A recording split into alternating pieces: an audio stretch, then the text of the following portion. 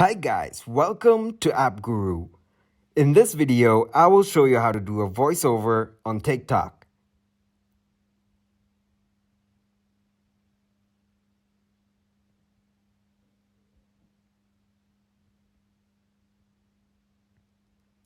First, open your TikTok app. And then, tap on the plus icon in the middle. Now record a clip or upload from gallery.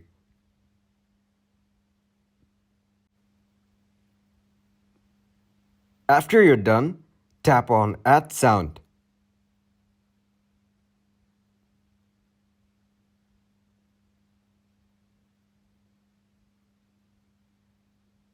Now, tap on Volume. Here you can adjust the volumes as you like.